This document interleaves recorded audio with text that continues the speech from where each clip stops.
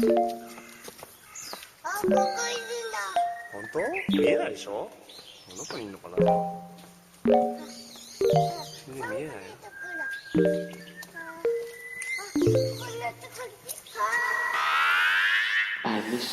What's good, Internet? It is December 23rd. Almost at the end of the year. My voice is just, it's a disaster. I'm coming to you live from Queens, along with Patrick Klepek, Danielle Riendeau, And Brooklyn. I'm not in Radio. Queens. I'm not in Queens. Brooklyn all and here- Queens. You know. Brooklyn, well, we're all in Queens in my heart. We're all close together. We're all on webcams today. Yeah. So it's going to be one of those days.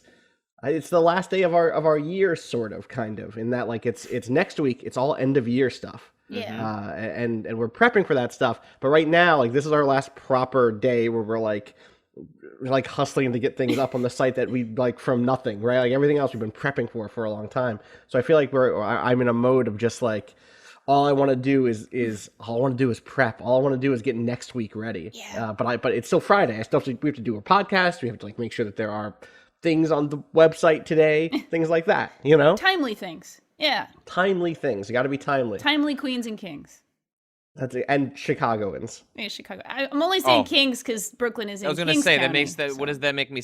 I live. Well, no, I'm not. I was about to say where I live, and never mind. Yep. Don't dox yourself. Don't do that. Don't say Yeah. things like that on the internet. Yep. No. I had a joke, but I was like, oh, that joke is doxing myself. And Waypoint is not into doxing. We're anti-doxers. Anti-dox. Pro-poplio, Pro-vax. anti-dox. Yeah. Yeah, good.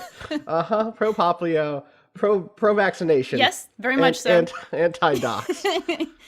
Pro-vax, anti-dox. Exactly. So how's it going? How's the week been for you two? Are you getting in the festive spirit here on Festivus? Here that If you've it's been paying attention on Festivus. Twitter, Rand Paul has been on his Festivus blast Oh, today. That's he how I knew sure it was has. Festivus, which is a weird thing. I don't follow Rand Paul. His tweets showed up because it was Festivus. Yeah. It's a new Twitter feature, I think. It just shoves Rand Paul's tweets into your feed. Yep, it just happens. That's how you I don't know. celebrate Festivus in 2016. You read the tweets of Rand Paul. That's how So it is. last night, Twitter did do a thing that was like really frustrating on my phone, which is at the very top of my phone. It was like, "Hey, the Eagles are playing the Giants." Yeah. And I'm an Eagles fan, so like I grew up Oh, as an that's Eagles right. fan. I have like Yeah. a signed Randall Cunningham, like Sports Illustrated. Like I'm that dude. Good. And so it's like, oh, cool, the Eagles are playing. I don't want to watch this right now because I'm busy doing other things on Twitter. Let me scroll down. Like, no, you're going to watch this. I couldn't the only way to get rid of it was to say, I'm not interested in this. But like, I am interested in it, just not right this second. Like, What are you this is a doing cool using feature. the official Twitter app? Listen, so Buy here's actually, Tweetbot and get move on with your life. no, so here's the thing is I was using various apps to do tweets for Yeah. years. Okay. I was a Tweetbot person. Yep. I was a TweetDeck person on desktop. And the thing is that eventually I changed what Twitter was for me. Like I used those because they were like pretty good at if you wanted to really engage with Twitter and read what everyone you followed said. And then I wound up following 1,700 people, which is too many people. And so at that point, Twitter switched from being like, oh, my friends, my cool friends, like, to like all of my cool friends. There's too many of you. I can't keep up with you. So now I use a worse Twitter app so that when I dive in, it's easy to get the fuck out. Because I'm like, yeah, bye. Some next Bye. level I don't. denial That's kind of. that logic. I'm not Nope. like. I don't want to. I don't really want to parse You're that wrong. logic. I want to let you be you. It's- I'm just gonna let that one go. Just it's out there. That's It's like if you were like, if you had a problem where you're like, I'm addicted to fishing. I love Yeah. going out on my boat and fishing. And they're like, my boat has some holes in it. I can't go fishing.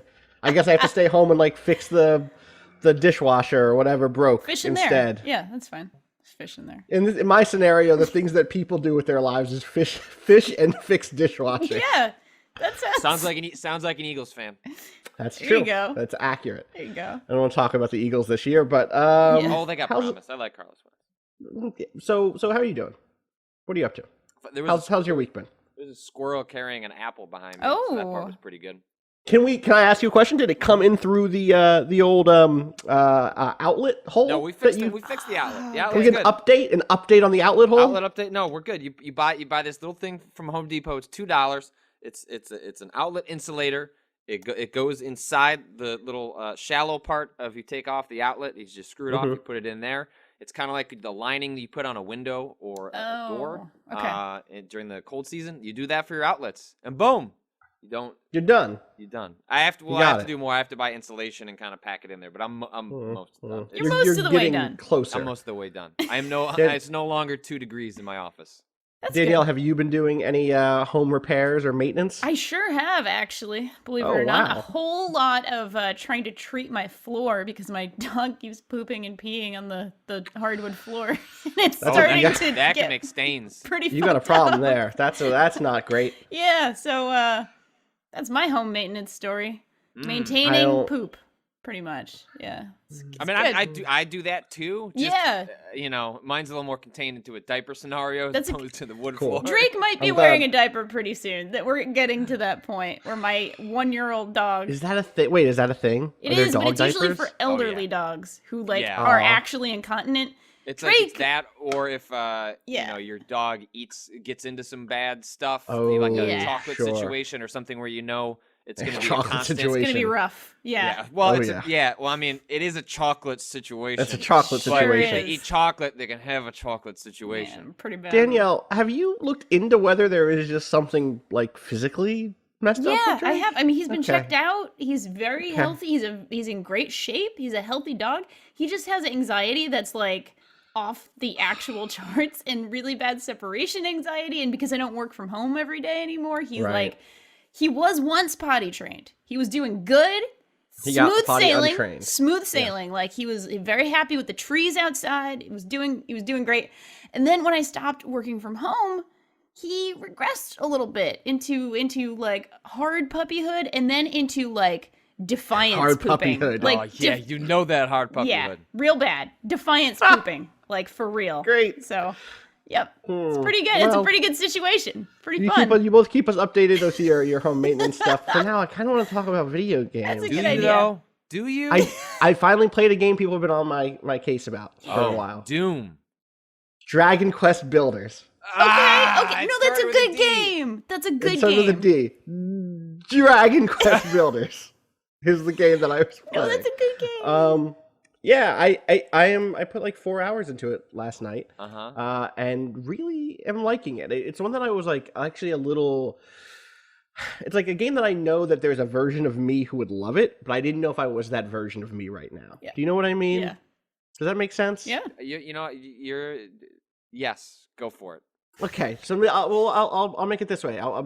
There are games. All right, here's another example. I loved Dynasty Warriors, also a It's D another game, D. for years. All for this years D. and years and years. I don't know. And all this D. For years and years and years, I will still defend my love of Dynasty Warriors, but I have a hard time actually playing Dynasty Warriors games now because I don't have a ton of free time, and they are like big free time sinks. Like to get the enjoyment I get out of a Dynasty Warriors game means needing lots and lots of free time. Like it's a great podcast series. It's a great game for like I'm gonna just vibe out and just I have downtime. I'm a college student. I'm a grad student. I have some downtime. I can use it to just like kill thousands of ancient Chinese warriors. It's a good self-care game. Lu It's a Bu. great self care. Yeah. It's a Lu Bu, Zhou That's Like right. I could I don't go know anything deep. about Dynasty Warriors, but I You know, know Lu Bu. Bu. Lubu. That's because Lu Bu, Little Lu Bu, Bu. Little Lu Bu Bu. makes himself known. Lu Bu is dropping his mixtape. Good. Good. I hope he does. Little Bu. I would listen to. There's a real good Twitter account, Chef Lu Bu, who is a chef and also is into some hip hop stuff. And is Chef Lu. Shout out to Chef Lu Bu. His cooking stuff on YouTube is actually really good. Follow. Right there. But so in some ways, I was afraid Dragon Quest Builders would be the opposite thing, which is that like Dynasty Warriors is like an anxiety, it's like a self care game, which is like I have a lot of free time and I can just like disappear and just. Whew, I feel better about myself. Bye, China. I killed everyone there. Like, that's what happened in ancient China, not modern China, where we got to work on our relationship with you, but we'll work it out. In games like Dragon Quest Builders or Stardew Valley, or specifically with Stardew Valley this year, I couldn't get into a relaxed enough place where that game wasn't stressing me out.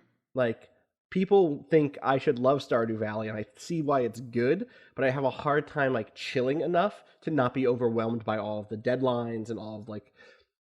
There's like there's seasons in that game, and I'm always afraid I'm gonna fuck up by like not getting the right crops planted in time, or having a crop planted a couple of days, and like so I'm doing all this math and like when do I go to the mines, like what's my relationship like with all these different people. Yeah, that game seemed like you needed to get like 10-15 hours in where you could finally take a breath, and I never got to the point where I made it to there. And like all the people were having so much fun with it on Twitter. I was like, I want to be there. I want to be at that point, but I'm having trouble getting over this hump because I really liked everything that game was doing except for getting to that place. Totally. So like that game, Dragon Quest Builders, a game that came out a few years ago called Fantasy Life, are all like in my head the sort of self-care games I want to be able to engage with. And they all do one or two things slightly differently, which is that that have made them different degrees of accessibility for me, which was like in Stardew Valley, because everything was on a timer and because I wanted to engage with everything, it felt like I was going to fuck myself over because I'd fuck up in one area and then it would slip seasons and the clock would move on. In Dragon Quest Builders, my fear was that the making of stuff, like the design of stuff and like laying out your town, would be too time consuming, and then if I did it wrong there'd be real big repercussions, and so I would like obsess over it. And then in Fantasy Life, the thing that worked really well was they limited how much stuff you could really focus on at a time, because you could only be one like job at a time. And there was some connection where like, okay, the fighter class, basically the way you progress in that is by killing things, and you can kill things even when you're not the fighter class, but you know, if you're a miner, all of your stuff is going to be about mining stuff. So I was able to like zero in and focus. But it turns out that the way the Dragon Quest Builders is set up, I'm able to do the thing where I focus. I don't feel like I'm losing. There's no like fear of missing out, right? There's no like I'm going to fuck up and lose my ability to get the mines, you know, get the building built that I want to get built in time or anything like that. It has like very discrete kind of sections of like, there's a big open world and you're building stuff and you have missions from all your people. And it's really clever and charming, and I'm really enjoying it so far. It's sort of like a reverse Dark Souls. Like narratively. Like emotionally? Okay. No, like literally like like lore wise. Do you know the setup for Dragon Quest Builders? I mean, I played the first hour. It's just, okay. I mean, it's kind of a weird dark setup. Like humanity's in a bad place. I also think it like Dragon Quest Builders, if I remember correctly, I don't know much about the mythology of the Dragon Quest series. That's just like a JRPG series I just never ever touched in any manner. But I am under the impression, I'm scratching at the back of my brain, that the setup for Builders is like related to like a bad ending of Dragon Quest 1 that doesn't happen. Like, that's correct. You have a choice at the end of Dragon Quest 1 in which you can like choose to side with the bad guy or not. Yep. And if you do that, the game's like, yo, game over, asshole. Yeah, and why then, would you choose And then you the have to bad load ending? an old save and then do it the right way. Beat the boss again, And this game canonically tries to think about what happens if darkness took over. I think, right? Is that true? Yeah, that's exactly right. And so the thing that ends up happening is you start talking to people. Yeah. Swish, you got it. You paid attention to that first hour of that game you played. Well, that was mildly condescending. No. No. I'm saying. Rewind how you just phrased that. Okay. Austin Walker. Congratulations. I'm trying to find a way to stop saying congratulations. Congratulations is where this starts. Congrats. You did it. We play a lot of games, Patrick, and it's easy to let them sometimes slip through our grasp. It happens. Sure But hey, nice work, Thanks, buddy. Boo. I don't know about this. So to go back to the Dark Souls thing I was trying to say, he's like, you're the character who knows how to build stuff in this world. Everybody else has forgotten how to build things. They don't have a creative spark. Or not everybody else. Collective building amnesia. Totally. Like they're like, what do you mean you build stuff? Like we just go around places and find stuff. And it immediately made me think about the worlds of Dark Souls, where it's like, yeah, no one can make anything new. Like if you have a sword, it's because you found it on a corpse somewhere. Yeah. If you have a shield, it's because like you killed someone and took their fucking shield. Crafting is illegal. Yeah. Exactly. So there's this like, it almost feels like an alternate world in which, what if when I went to Lordran, I was like, instead of like going and fucking up everybody and getting their Lord souls, they can go do their thing and I'll deal with them in a bit. But for now, like, I really gotta upgrade this Firelink shrine. Like I gotta make this place look dope. Like I'm gonna put in I would be into a Souls game with a base building mechanic. Me too. Me too. A lot. And so this obviously is nothing like Dark Souls beyond that. Like I don't think that this game is like the combat is actually really bad. I wish it was a little bit more involved. I wish there was a dodge roll so badly. It's just like a lot of. You want some more Dark Souls in this game? I want more Dark Souls in this game. Dark Souls Builders. Yeah, next year. Coming out. But I think that would be so. I don't tease me. I would love that game. Me and like Patrick and 4 other people. I'd try it. Fine. That's but fine. it is like a deeply hopeful game, and or so far anyway, Dragon Quest Builders, and it definitely has the one more turn bug of just like, oh yeah, I'm just gonna complete this. This guy just needs a couple beds. I'm gonna make him a couple beds. I'll turn this into this lady wants her own bedroom. I'll build her own bedroom. It'll take me 20 minutes or 30 seconds. I'll get it done. Like, oh well, what's the next thing? She just wants me to go grab some berries. Yeah, I'll get some berries. It's totally. And it definitely reminds me of playing games like Minecraft or Starbound or Terraria with other people who would be like, when I play those games with my friends, I'm sometimes like, oh, I'm going to go out on an adventure and see what I can find. And they'll be like, hey, can you find some gold? Because if you get some gold, I'm going to do like a really dope gold inlay. And I'll be like, wow, that's amazing. You're a creative human being, not like me. I don't know how to do anything in Minecraft, but I'll get you the shit you need to be creative. Yeah. And that is a fun thing, and this game has some of that. You do the mining, they do the crafting. I like that. Exactly. That's nice.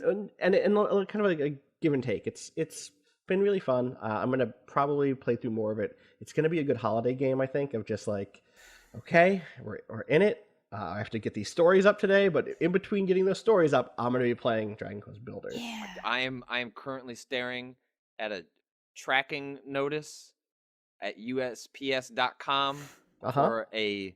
I don't know if people have probably not reasonably so following the evolution of the frog fractions ARG that we have written about in the past. I will catch people up to speed because we'll have a whole I'm following this. I wanted to write a story on it, but I've held off because it seems like everything's kind of going to some sort of conclusion. I say that not knowing the twists and turns ahead. What you think is the conclusion could be a red herring. But at the moment, without getting into all the things that people have been doing, basically there is a tiny little box that says FF2 launch that someone got as a result of solving a different puzzle, and it was shipped to them by someone involved in this ARG. And it has a key. Or it has a lock for a key, but they don't have the key. And then the key was found by someone else in an escape room in Portland. And that key has now been shipped. Like an escape room, like a room that you have to go into. And they one of those games. Like, you solve a bunch of puzzles, and at the end, usually you just escape. And in this one, you escape, but you also got this key because it was related to this Frog Fractions 2 alternate reality game. And right now, I'm looking at the tracking for the key that was sent by someone in Portland to someone in San Francisco, and then that person will get the key, and then presumably they insert this key, they turn it, and Frog Fractions 2 launches. Oh my God. I don't know. I'm not. It's like that's pretty exciting. Yeah, it's weird to be watching this tracker. And you're not getting it. It's not. The tracking isn't coming to you. No, you're just privy to it. Yeah. Yeah, the tracking number has been made available. It doesn't have the person's mailing address on. It's just so that people know they can watch in real time, like when the key shows up, which means that will kick off a live stream in which the person turns the key on this box, and then I don't know. We see what happens from there. Amazing. So intense. That could be really exciting. Yeah. Well, welcome to the most holiday exciting season. USPS tracking page I've ever watched in my life. Is there like the thing on some tracking software where it's like, oh, is this close to the destination? Like 3 more stops, or like is that a? I don't think we're quite there yet. Maybe in our Amazon drone future, we'll be able to have like a blue dot that we can follow. But right now, we just know that's what I need. It says it's in transit. It is supposed to be there literally in 10 minutes. That is the wow. The guy. Apparently, the guy normally gets his mail from USPS around 1 o'clock. Wait, is this a guy who's involved with Frog Fractions? No, this is the guy. This is the guy who has the box that he got from solving one of the puzzles. Wait, so he has to get the key and put the key in the box? Yeah. Wow. That's an amazing Yeah. game. Is this Frog Fractions 2? I mean, it could be argued the ARG is Frog Fractions too, but Yeah. obviously there is software at the end of this. I don't know if you turn the key and then Steam is gonna have Frog Fractions too, right? But this is a wild way for this all to come to a conclusion, or whatever latest twist and turn it is. Who could say? Who could say? Danielle, have you been up to any hijinks, whether frogs or building or anything else? Yeah, I've been playing a lot of self-care games lately. I just played games from the self-care jam, and I'll talk about one of them, sort of the most involved. There's a lot of like little meditative games, like very small little like pixel art, like hey, take a minute and chill kind of things. Self-care is like as a concept, it's like take a minute. Take a minute for yourself, relax, take a breather. But there was a game that I thought was really, really cool, called This Dungeon Is So Cool. It's from Alexandra Van Chastain, the Havoc HQ on Twitter, I think. And it's like this really cool, like really fully featured dungeon crawler where instead of sort of insulting you and being mean and hurting you, all the enemies like compliment you or are like, oh, I'm sorry, did I hug you too hard? Like it's all these cute little sweet things. It has a lot of like custom art. It's really, really sweet. I think it's really nice. Good. You wrote about this for the site, so people can go to the site and actually check that out. Yeah. Also, I just want to point out the person who designed it is in our chat right now. Oh, sweet. Word. Well, hey, Alexandra. Alexandra, I've been trying to do a panel with Alexandra at a PAX or something for years. Alexandra has done stuff with me back when I was at Giant Bomb. She's great. Yeah, she's awesome. Great artist, really cool game maker. She's making a cyberpunk game that is really fucking cool, and that's all I'll say about that. So shout outs to Alexandra. Also, yeah, super, super rad. I also started in on Oxenfree because I'm desperately trying to play all the games that are like, oh shit, like this could be on my list. Like there's like a list of 7 games. I'm almost done with my top 10. I feel good. Where I'm at. Yeah, I feel good about what's on there right now, but I'm like, no, I'm missing like 7 things that knowing myself and knowing the people who have said good things about them, I'm like, oh shit, it's like that, it's Virginia, it's Titanfall 2, it's Watch Dogs 2, there's a couple others that are just like, I need to taste them at least, What are the games that you have not had time for yet, but that you want to at least, like you said, get a taste for? Yeah, well definitely this, Virginia, and Titanfall 2, Watch Dogs 2, I need to spend more time with Quadrilateral Cowboy. You should play more Quadrilateral Cowboy. There are a couple more. What else is on there? A couple of like smaller things as well that just people are like, oh my god, this is such a cool thing. I didn't play any Thumper. That happens to me every year around this time. Is like I'm like, oh yeah, I'm pretty sure I have what my list is, and then someone else's list has like some game I'd never heard of before, or something I'd heard of but had forgotten about. Event Zero might be that for me this year. That's on my list. Zero. Yeah, I was like, I hear it's really good, and I haven't seen any of it at all. Yeah. I should check that out. And that's, in fact, I just thought of something else I want to add to my list because I really need to revisit Duskers, a game I really liked this year. But didn't get a chance to put more than a couple of hours into. There's so many games this year, and I'm finding, and we kind of talk a little bit about this in a podcast next week, which will be pre-recorded. That despite this being a really fantastic year for games, like I'm overwhelmed by by the amount of games that I think are like from pretty good to super good this year. None of them like really knocked me the fuck out yet. Of course, I haven't finished Doom, Patrick. So. Yep. So please. So what's on you? Always with an asterisk. Yeah. Exactly. What's on your list, Patrick, of games you didn't quite get a chance to look at yet? The one thing I've noticed putting together my list, I think I have the games, but not the order. But one thing I did notice looking through, I keep a list of all the games that I put meaningful time into throughout the year, so that I try to make sure that I remember, like, oh right, those games that I played between like January and June, like those games were good too. And it's not just the stuff that left like the most recent impression. Like I probably it's very clear either we're like there weren't a lot of like weird smaller stuff this year that was interesting, which I think is probably not true, and it's more that my list reflects that I spent a little too much time playing like catch up with a lot of the big stuff, which I think is partly due to there were a lot of open world games this year. So it's like an open world game is, let's say, bare minimum 20 hours. Like that's like 3 other games you could have played. Yep. And so I think I might have miscalculated and spent a little too much time with some of those games that ultimately didn't pan out in the way I wanted. And like, I don't know, like I made this remark on Twitter to someone yesterday. I was like, I didn't play enough weird games this year. Like I just felt like I didn't dig deep enough to like I have a list that I like and there are games that are interesting and did great things, but I like there it's like I usually take pride in like my list being a little stranger than it is, and it feels a little conventional, which is in some ways to say like there are a lot of great sort of conventional big AAA big games totally. that were awesome this year. So maybe that's just the case for 2016, the games I was attracted to, but I also wish I had spent a little more time digging a little deeper because I think there was other stuff out there that I just didn't have the time for, didn't look for. But like right now that I'm, now that it's kind of like too late, like, I can throw all the Hail Marys I want, but I have limited time to kind of figure that out.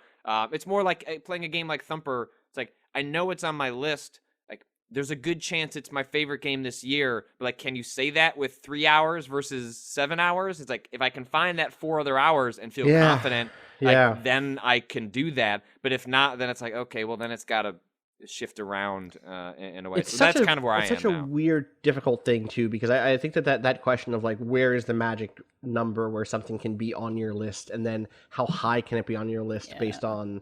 So like for me, something like Tokyo Mirage Sessions was a game that I was really enjoying, and then got distracted and got super busy, and lost my chance to like play it if I wanted to stay current with the conversation. Right. And on one hand, the fact that I haven't made time to go back to finish it should maybe say something about that. But also maybe not. Like if I'm doing like a full accounting of what I enjoyed this year, then it probably includes Tokyo Mirage Sessions, or Xenoblade Chronicles, which is huge, a huge game. I'm never going to have the time to go back and finish Xenoblade Chronicles X. But also has some of my favorite time with a game this year in that game. And that's a really tough question, because it's one thing if you have to go to an argument, right? If you have to do the Giant Bomb style, like we're going to do a drag down, drag out. That's not what it's called. Is that what it's called? Drag down, drag out? Down, drag out? Knuckle down's wrong. Knock down, drag out. Knock down, drag out. We got there. I know terms. Knack down. Welcome to us. We're all writers. Knock down, drag out. That's right. Austin Walker, Patrick Klepek co-op. Let's play Platinum. I love it. Can we do coming in 2017? Love it so much. You know that podcast is like the worst movie podcast, the worst movie of all time podcast, where all they do is listen to or watch some terrible Adam Sandler movie every week and then do a podcast after it. Can we do that, but with Knack? Yeah, it's like a Knack book club. One chapter at a time, people. We're gonna we're gonna knack this down. You're no. This down. You're transition. misunderstanding. So beautiful. The thing you're misunderstanding is we have to play Knack every week forever. And then do a podcast afterwards. No, is it, we could do the gaming equivalent of what Justin McElroy does, where what is it he watch is Paul Blart Mall Cop every year, and then he records a podcast with his buddies talking about it. Like, can we just do that for Knack? New aspect. Once a year, you have to replay Knack and just re-experience, re-examine it. Where are we at with Knack? The Knackic. Yeah. Imagine the Knackic. Re-Knack. Re-Knack the holidays. Getting knackered. That's what you should call it. See, you bring me for names. That's why I'm here at Waypoint. Death do us knack. Position. Till death do us knack. Yeah. Podcast. This is such a good thing. Also, shout outs. I really need to play more Blood and Wine. That's another one. Oh, I need to play. I barely dipped my toe, and that was one of my favorite games of the last 5 years. Let it die. Let it die. Play Let It Die. So the thing I was trying to say before we got knocked off course is that if you're going to a knockdown drag out fight, then you pick the things that you know you can be like, oh, I beat it. I loved it. I know everything about it. Like, I'm ready to fucking go. And you don't have to do that with your own personal list. Your own personal list, you can make weird jumps and all sorts of things that like are you can like make allowances for yourself just because you feel a certain way. It's your little apartment. You can decorate it however you want. But the other one is like you're in a house with other people and you got to make space for yourself. That's a really good analogy. And I in some ways the latter, the like shared space, it gives you constraints that can help you zero in on things a little bit differently. There have definitely been cases where I've argued for something being the best game of the year, even though it's not my best game of the year or not my favorite game of the year, because I feel like it represents something grander. Yeah. Again, we're not doing like a big single Waypoints game of the year thing. We're doing individual awards, or we're doing something else special to you'll see. I'm very excited really about it. good. I'm super excited about it. I'm going to go do some more layout after this. But like the if we had done it, I probably would have made cases for games like Overwatch, which might not be on my list at all, but are games that I had a lot of fun with and were so impressed in what their stamp on the culture has been that that's something I would want to give an award to. You want to recognize that. Totally. Speaking of recognizing things, Danielle and Patrick, and Overwatch. Yeah. Since our last podcast, Yay! we all learned. What have we all learned? The cavalry is queer. The cavalry. Cheers, love. The cavalry is queer. Tracer from Overwatch is a lesbian. Yeah, I'm so happy. It was up and there was some debate about whether or not she was a lesbian or she was gay or if she was bi or pan or what, but they've come out and now said canonically Tracer is gay, Tracer is lesbian, and that's rad. Like the thing that I really appreciated is a lot of queer voices who have said the rollout of this was maybe not ideal, but also it's hard to look at the waves of young queer folks being really thrilled with this reveal and not be happy for them, right? Like not be excited that they have representation and they're excited by that representation. Like that's pretty fucking rad. Yeah, it's amazing. And it's definitely like a beautiful kind of recognition that this game that is so both critically acclaimed and popular and people love it and has this wonderful community, but like the cover character, right. person like the face of Overwatch is a, out and proud lesbian. Like, right. That's so amazing. Like, I personally am very excited about that. I think that's wonderful. I know a lot of my friends are very happy about it.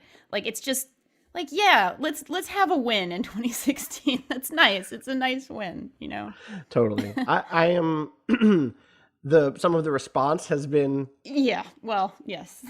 Frustrating, yeah, I guess. Sure it is, but it's so easy to cherry pick. Yes. Ignorant, trolly.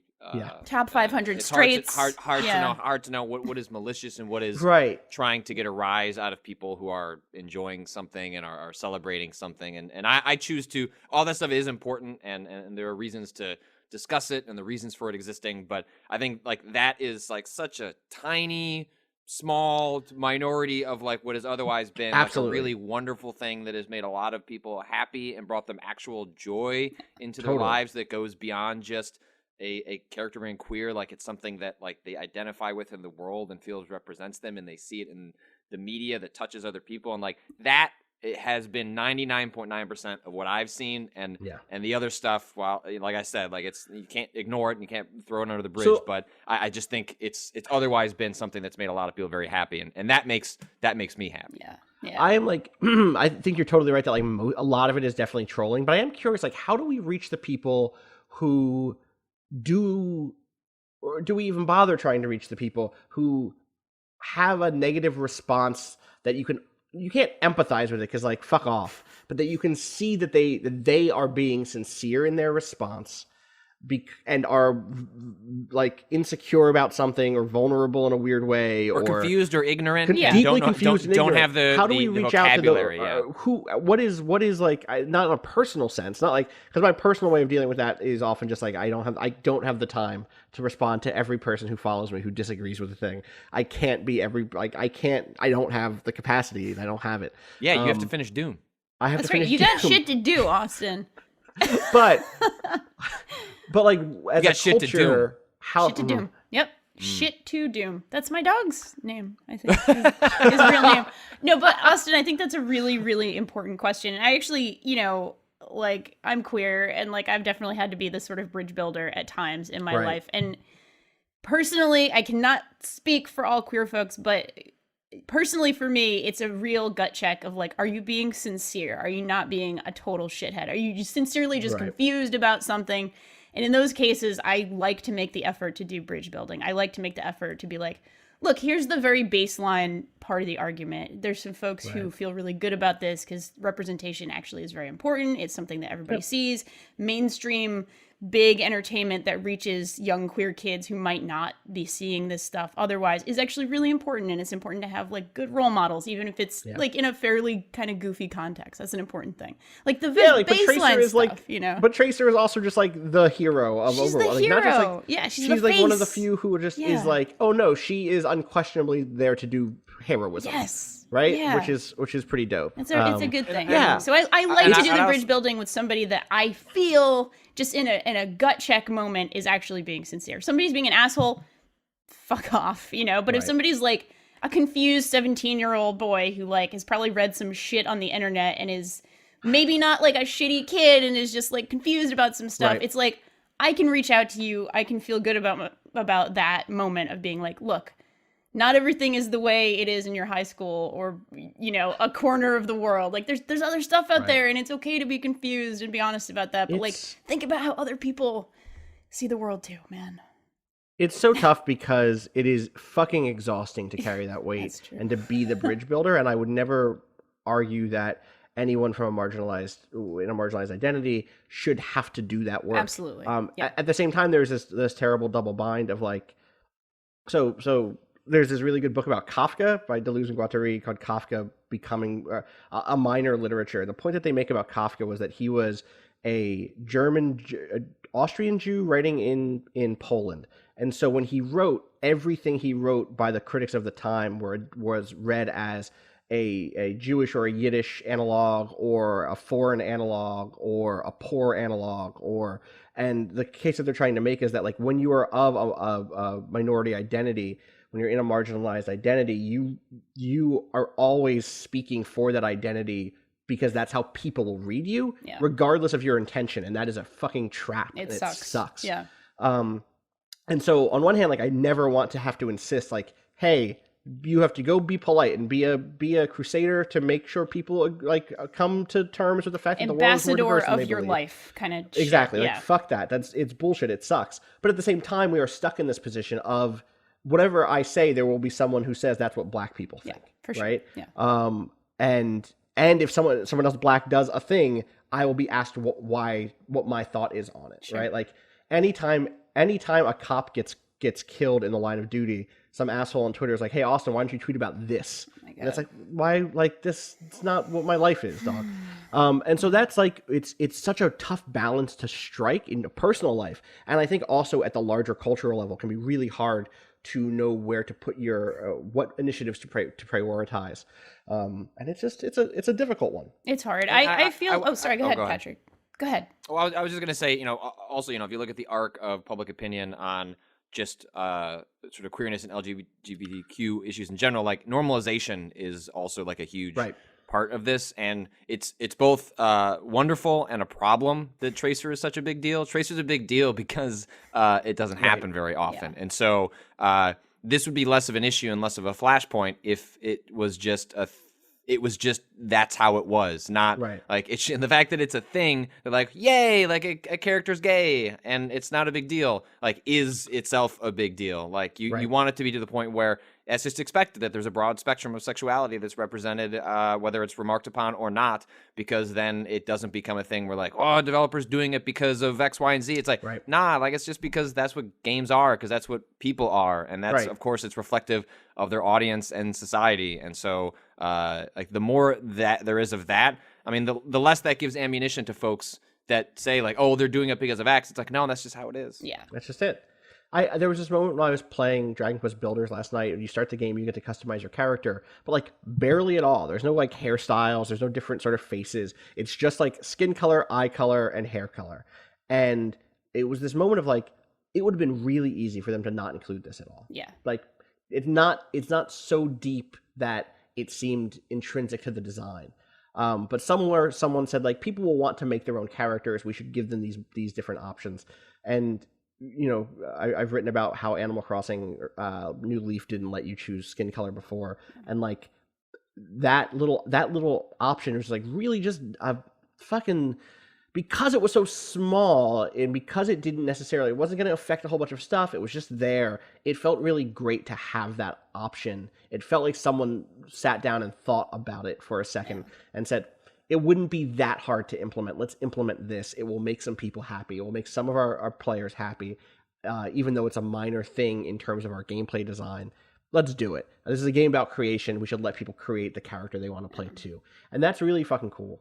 It's good to be included. It's good to feel included. Totally. It's good to feel like other people are included. Totally. I will never understand the mindset. I will attempt to understand the mindset, and I will do the work to try to understand how other people feel for sure. But I will never understand the mindset of like exclusivity or keeping things out because it would be somehow pandering or something like that. It's like, how about every human being is valid and we act like that and we go from that assumption. That's a good one. I like that one.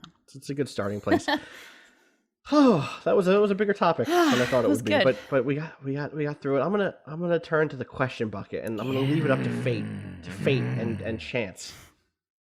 Patrick or Danielle, who wants to give me a number from 1 to 21? Have you also question for Austin Walker? Have you filtered out the questions that were duplicates from perhaps a previous podcast that we did? Have you made a dealt with label? That's the thing that I did recently. I made a dealt with label in my inbox. Danielle, I have a different. If you scroll down to the document that we have entitled Vice City Podcast. Oh, yes. You can see which will never change. It's a little question bucket. That is the name of this podcast, even if it's not. In our hearts and our minds. Yeah. So give me a number from 1 to 21. And if you pick one that's already one we've done, I'll just go up or down one. 19. But I'm pretty sure I emptied all the ones out from a couple of weeks ago or a couple of days ago when we recorded. She said 19. Said 19. The lady said 19. Happy 19th birthday to Geriant. This is not this is a question that has been in this bucket. I put it there on day 1. And I've been curious when we would get there. And today, especially after that talk, a day 1 pre-order. I was not looking at this when I picked 19, but this you're not even in this doc. I am now. I just jumped in, but I see this now. I don't know what it is. I'm ready. This is from Jerry. Hit me. What was that? Okay. Hey, Austin, I don't pretend to know you very well. My opinion of you is not fully formed. My impression of you from the occasional click on your Twitter page is that you're a super liberal left-wing guy that surrounds himself with like-minded people and seems disdainful of people that don't share your politics. So my question is, would you hire someone that identifies as conservative, Republican, right-wing, or that doesn't subscribe to your beliefs on issues regarding topics such as race, gender, and politics? Regards, good luck with the new site. Regards, Geriant. Oh, boy. So I think it's a really tough question because I think that there are a number of different things at work there. I wouldn't hire someone who the women and queer people and people of color in my workplace wouldn't feel comfortable with, who would feel like threatening in any way or that would diminish their right to exist in the way that they would. But I would definitely hire someone who had different ideas about what taxation should be, right? Politics is not just a spectrum. Politics is way more complicated than a spectrum, right? Like it's more complicated than a pair of axes. It's a sphere with an infinite number of points. And so I wouldn't have a litmus test for that sort of thing, but there is a gut check of like, are you interested in the mission that we have here, which is about exploring culture. It's coming from a place where we believe that games are art. We're not going to make that argument. It's coming from a place that believes that diversity is real and that we should live in a diverse world and reflect that diverse world. It is coming from a place that believes that like people should be treated with equitability. We can debate about what that means, but if your baseline is not that, then like that's not a disqualifier, but it is a thing we'll have to talk about, you know?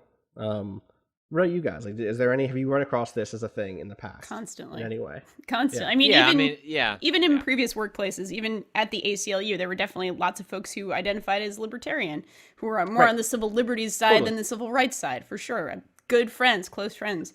I have a lot of close friends who are conservatives. A lot of folks that I do EMS work with identify as like super conservative, but with everything. And like, I try to be super out and proud and be like, you know, privilege as a white person, but as a, you know, invisible minority or whatever, as a queer person, I try to be like, I'm fucking gay, y'all, or bi, you know, basically. And to get that out there and just be like, look, if you don't see me as a human being or an equal human being, we can't do this. If we come from that sort of, that place of value of like, every person has a right to be who they are, then cool. We can disagree on how we solve problems in America. We can disagree on how we solve problems politically.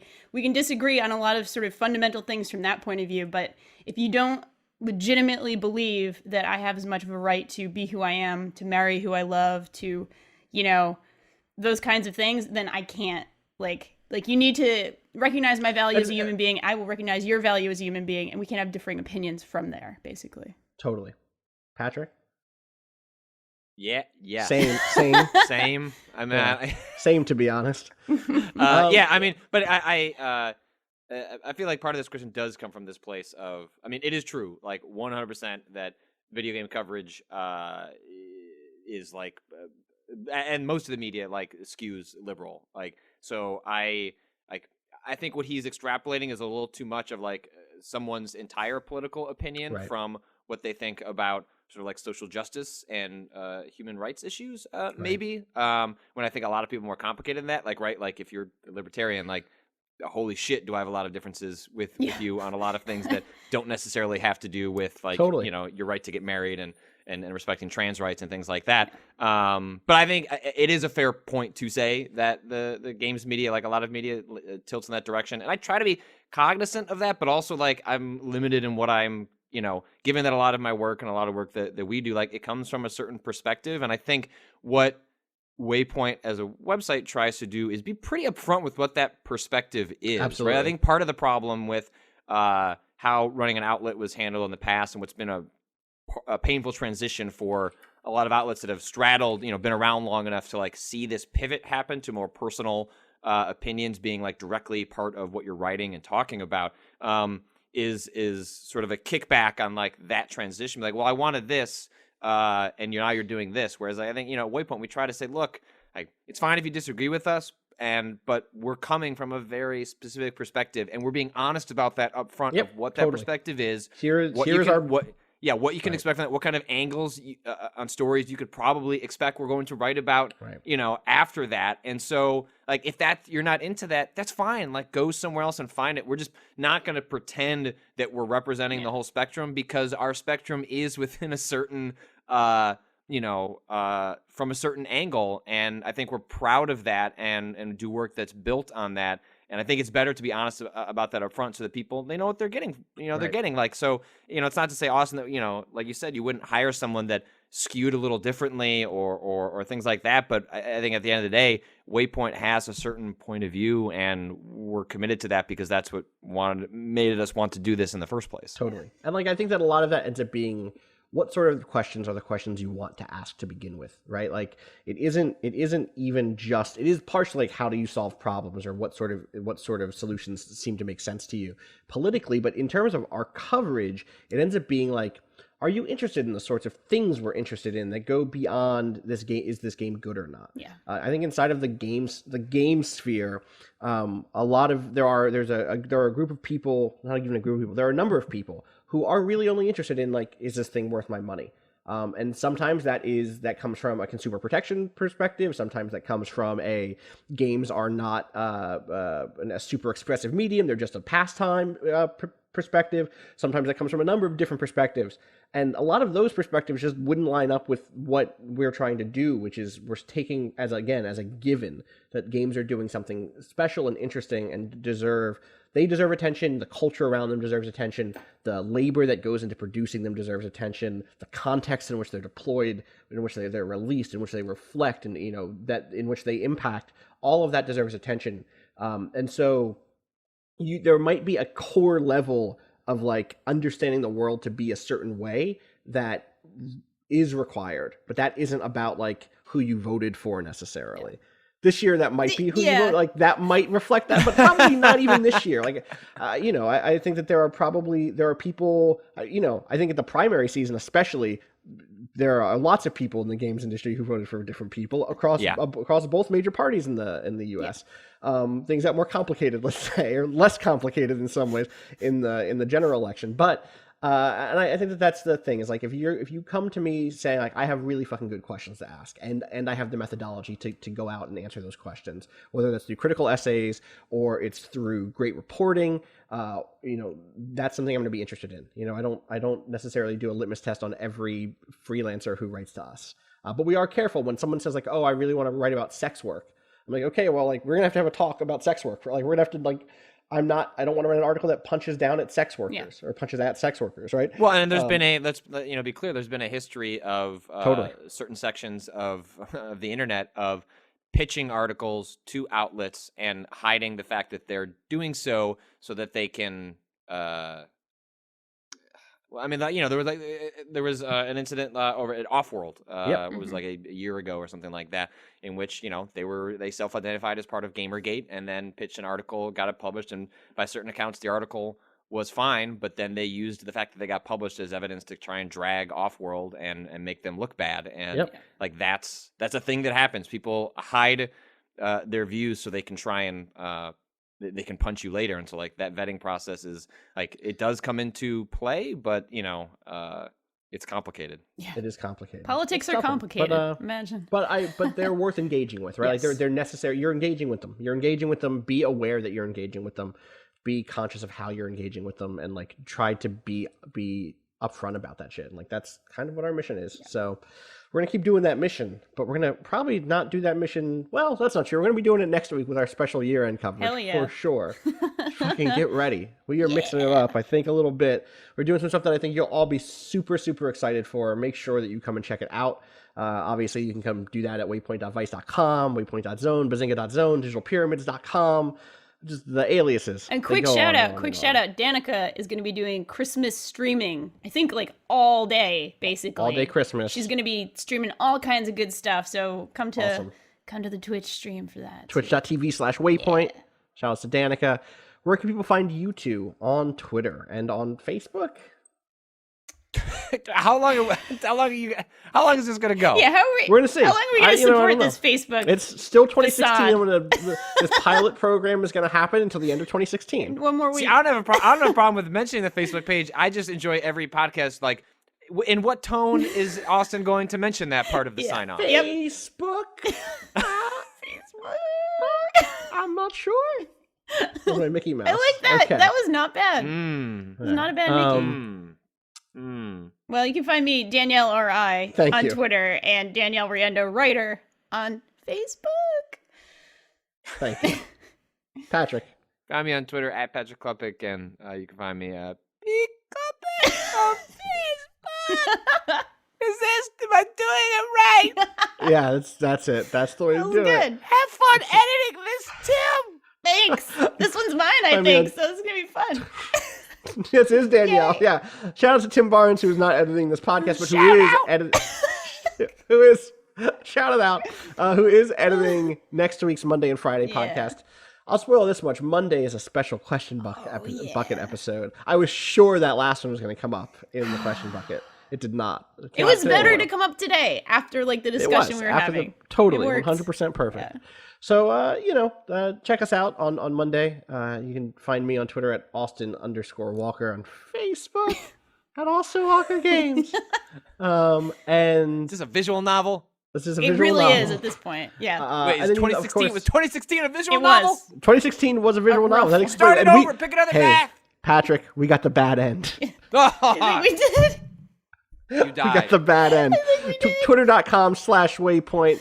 Facebook.com/WaypointVice, YouTube.com/WaypointVice. And hey, we have some cool stuff in the Twitch archives that we're going to try to get properly archived in the near future. But I did a stream this week on with Jack DeKeat, one of our columnists, where we played the Division's Survival DLC. And it went really well and also really poorly and also really well. Yeah. So take a look at that. There was also a Rocket League stream with Joel and Taji. Taji, you might remember from the 72-hour stream. Both of those should be in the archives here on Twitch. He did yoga with Carl's Jr. star. If you want a like good visual for who Taji is, that was him. He did shirtless yoga with the Carl star. He also played Tony Hawk Ride. He sure if you want did. Another He good sure visual. did. Yeah. Happy Festivus, happy holidays. Happy, you can happy. catch us in the new year. Shout outs, of course, to Bowen, who lets us use his track. Miss You off of the EP Pale Machine. You can find out more info about Bowen at waypoint.zone/BOEN. We did it. It's the last live podcast of the year. Yeah. Danielle, Patrick, live audience. Thanks, folks. Queens, Brooklyn, Chicago. I will see all of you in 2016. Until then, In 2016. peace. 2017. Damn it! We went God back in damn it. time. Peace.